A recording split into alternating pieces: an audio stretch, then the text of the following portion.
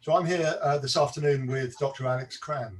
Alex is one of the founder members of Watch Wokingham, and Alex has very kindly offered to talk a little bit about how he got involved in the group, why he got involved in the group, and some of his thoughts on active travel. So welcome, Alex. Thank you, Adrian. I wouldn't say I'm a classic person to be involved in an active travel group. I wasn't a particularly keen cyclist or walker. I used to exercise, but it was mainly going to the gym or going swimming. I think probably the first thing that got me involved or interested in active travel was when I was living in Embrook, in north of Wokingham. And one of my children started at the nursery in Winnersh. And I remember sitting in my car on the Reading Road, going up to the Winnersh traffic lights, which seemed to be permanently jammed, particularly in the morning, and seeing a couple of cyclists whiz past and just thinking, there's got to be a better way to get to this nursery, which is only a mile from my house, than sitting in this traffic jam. So I had an old bike. I bought a plastic seat on one of the internet companies that I clipped onto the front, and off we went. Within a year or so, I was actually taking both the children to nursery on the bike, just because it was so much quicker and more pleasant. And it was slightly weather dependent, so I didn't do it all through the winter, but 9 months of the year I was doing that. They loved it. We got to nursery a lot quicker. So that was probably my first interest in it, or my first awareness of active travel.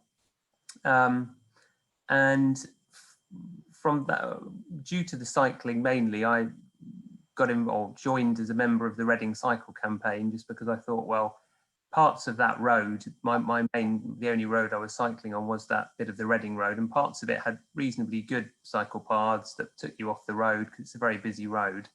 But other parts weren't brilliant. They weren't very well signposted. They weren't very well looked after. And I just thought, well, there's scope here to improve the cycle paths, particularly as that cycleway is very well used by I used to notice a lot of the boys from the Forest School, I think it is, cycling there. And I just thought, there's a lot of potential here, but it's certainly not perfect.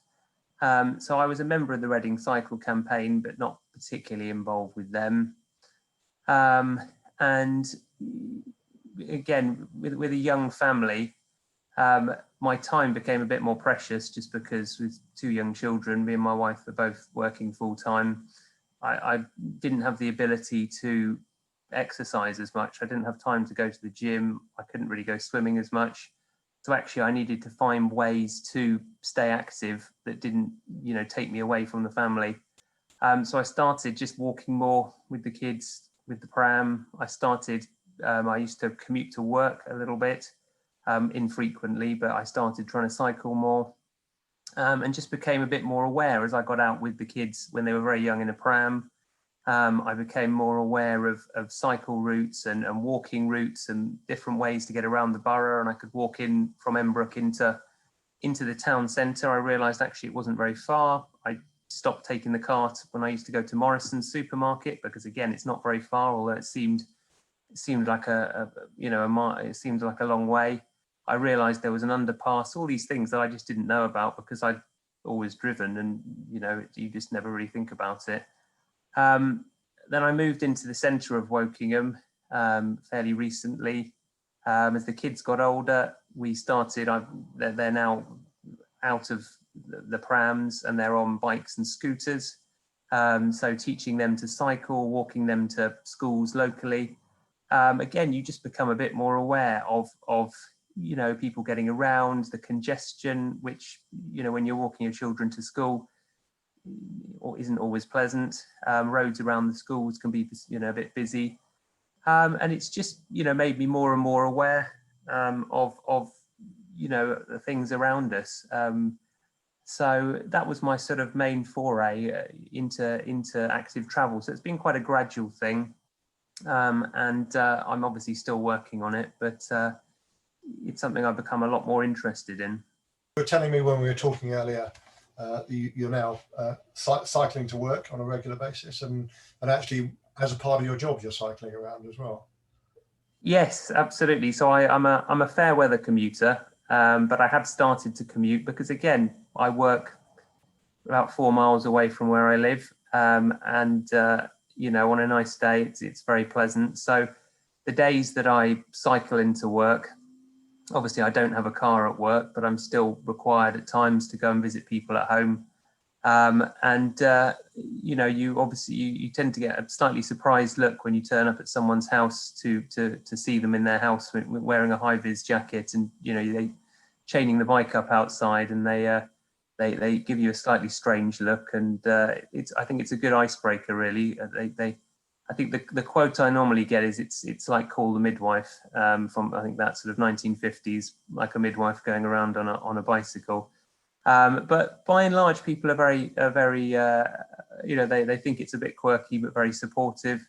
And I always say to them, well, look, you know, if I'm telling you to get healthy and get more exercise, it'd be very hypocritical of me if I was you know, not following the same rules. So it's definitely a good thing to do. And you know, I think it's one of those things I've become aware of as my time's got more precious, as I've got a young family, and you know, obviously working and family working, the importance of this sort of incidental exercise and the ability to exercise and keep fit in your environment by being able to walk and cycle to do the things you need to do, as opposed to going to work, coming home, and then going to a gym, which takes up more time and costs more money that other people don't have, is you know, becomes more apparent. And I started to notice that as well, you know, and I was giving people advice at work and saying, well, you need to get healthy, or I advise you to get healthy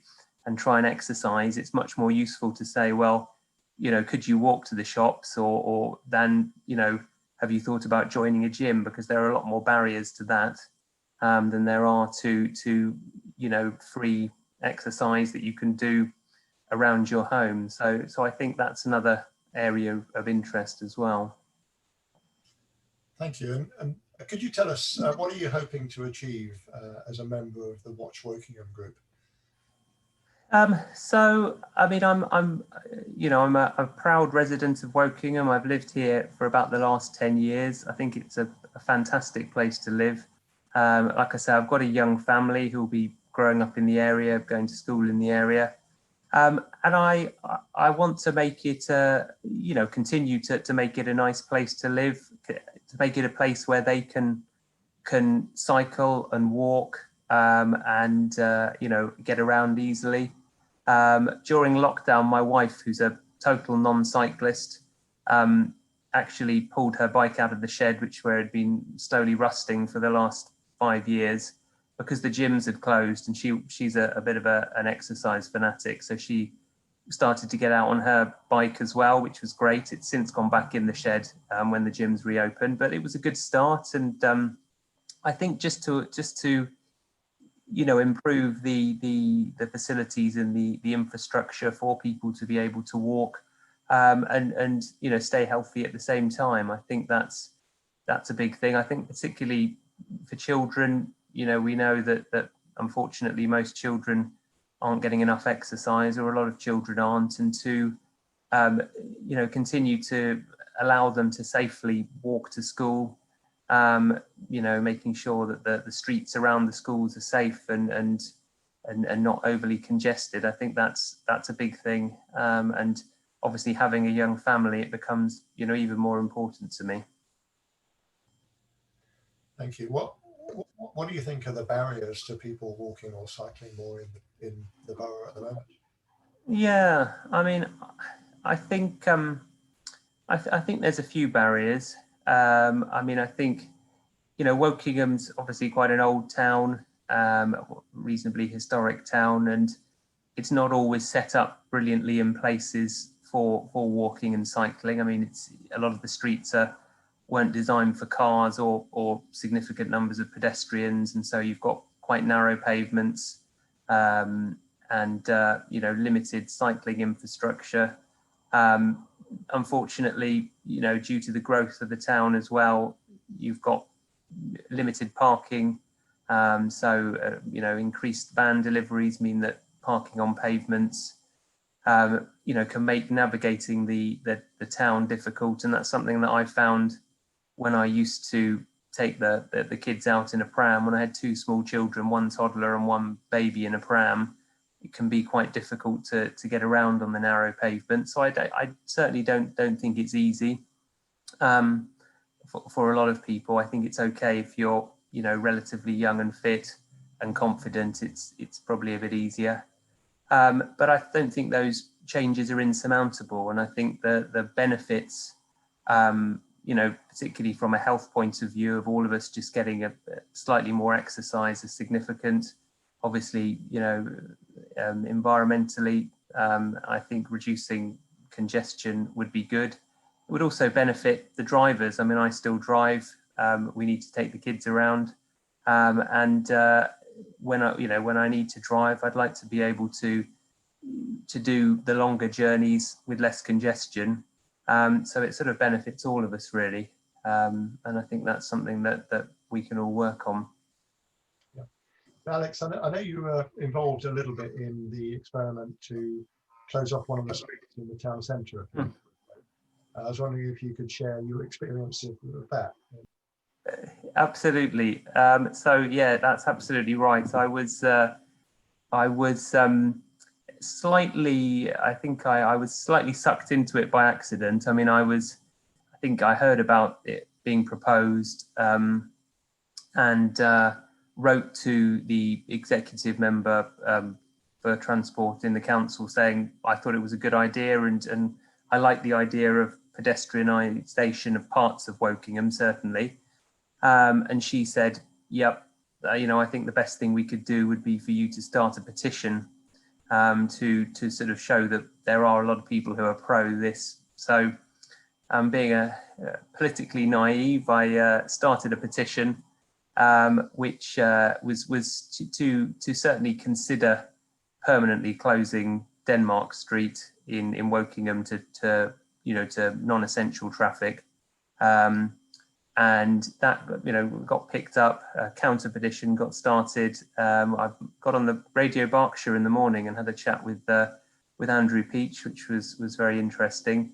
I mean, in hindsight, I think I can see lots of I can see the pros and cons. I mean, I think the benefits of pedestrianisation, well, there's lots of benefits. I think perhaps in hindsight now isn't necessarily the right time to be pedestrianising that section of the town centre. However, hopefully, with the sort of the north and south distributor roads being built, which should hopefully take away a lot of the traffic out of the town centre, I think it could be a time to reconsider that. I think Wokingham benefits and suffers from the fact that it's the main route between Bracknell and Reading, which are obviously two, major towns.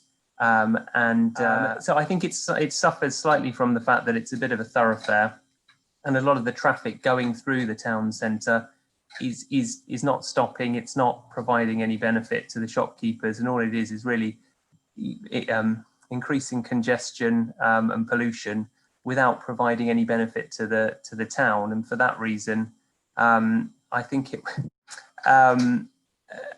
the north and south distributor roads will be a benefit for motorists, giving them a quicker route around the town on more suitable roads than the town centre roads. And hopefully at that point, it might be time to have a look at, other traffic schemes through the town centre. I'm not saying anything about whether but I think it would give more reason. I think at the moment, I can understand that shutting one of the routes through the town centre with limited alternatives it's probably not the right time to do that. Yeah, that is interesting, and certainly if we're afraid to experiment with these things, then we'll never learn, I think, what the art of the possible is. So it was good to look at that. I'm sure a lot was learned by everybody in the process that can can help us develop good solutions that work for everybody in the future. Absolutely, absolutely. I think, you see the huge interest and use of the Peach Place development, which is pedestrianised. I think the council have done an absolutely fantastic job there, putting the tables out in the summer and even in lockdown. It's used by families, by people sitting out, children scooting without any traffic, running around, playing. I think you see the benefit of that kind of community space. And I'm not saying it's totally due to the fact it's pedestrianised, but I think having these pedestrian areas, does certainly give that, it has a lot of benefits. And I think that's shown by the Peach Place development. Alex, thank you very much. It's great to talk to you. I know you've been doing a lot with the Watch group as well in terms of helping to get that up and running, and been involved in some of the conversations we've been having with the council. So it's great to have you as part of that team. And thank you very much for sharing some of your thoughts today. Thank you very much. Nice to speak to you.